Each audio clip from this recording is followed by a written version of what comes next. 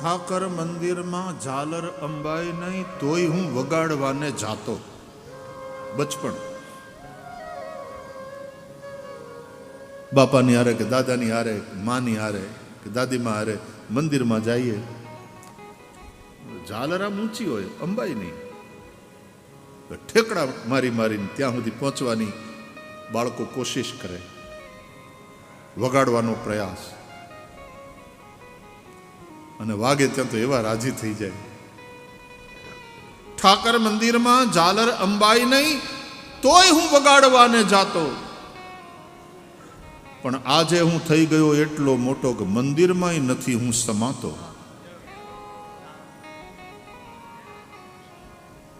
ત્યાં તો પૂજારીજી આમ જોઈ જાય ને, એકલા એકલા ગયા હોય ને બપોરી ટાણે પૂજારી હુતા હોય, મંદિરમાં અનવસર હોય, દરવાજા બંધ હોય, ત્યાં જઈ આમ ઠેકી ઠેકી ઝાલર વગાડીએ, પૂજારીજી જાગી જાય. એ છોકરાઓ, આ બપોરી ટાણે હખ લેવા દે, ભાગો! અને અમે ભાગી જઈએ. પૂજારીજી ખીજાઈને ભાગી જઈએ. અને આજે જે અમારી મોટર આવીને ઊભી રહે, ત્યાં તો પૂજારી જ હવે બુઢા થઈ ગયા છે. આવો આવો આવો શેઠ, આવો આવો, પધારો પધારો. ક્યારે આવ્યા વિદેશથી? પધારો પધારો. એ ના એ પૂજારી હવે આટલું સન્માન આપે. હું મોટો માણસ થઈ ગયો ને, હવે આખા મંદિરમાં નથી હમાતો હું. ઠાકર મંદિરમાં ઝાલર અંબાઈ નહીં તોય હું વગાડવાને જાતો. પણ આજે હું થઈ ગયો એટલો મોટો કે મંદિરમાંય નથી હું સમાતો. એ નાનપણમાં હાવકલી કરીને મારી માને બીવરાવતો, અને ખોટો ખોટો હું સંતાતો.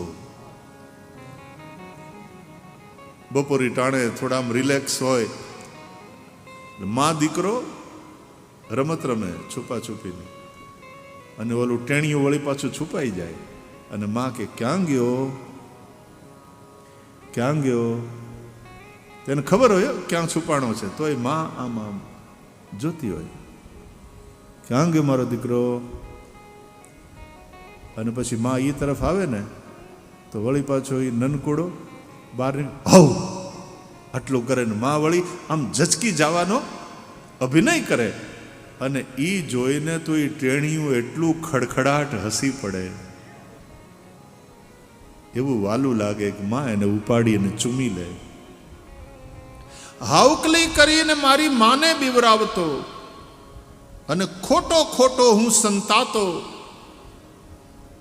પણ મુજથી છુપાયો એટલો હું આજે કે મને નથી હું દેખાતો. अब मैं खुद को खोज रहा हूं और मैं मुझे नहीं मिल रहा हूं.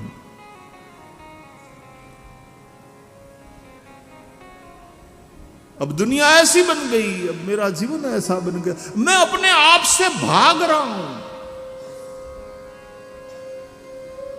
એટલે ઘણીવાર એવા કર્મોને કારણે માણસ એકાંતમાં નથી રહી શકતો. એકાંત એને ખાવા દોડે છે.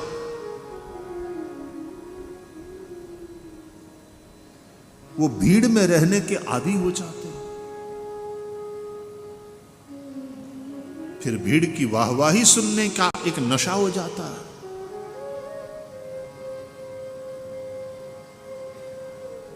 मुझથી સંતાયો એટલો હું આજ કે મને નથી હું દેખાતો.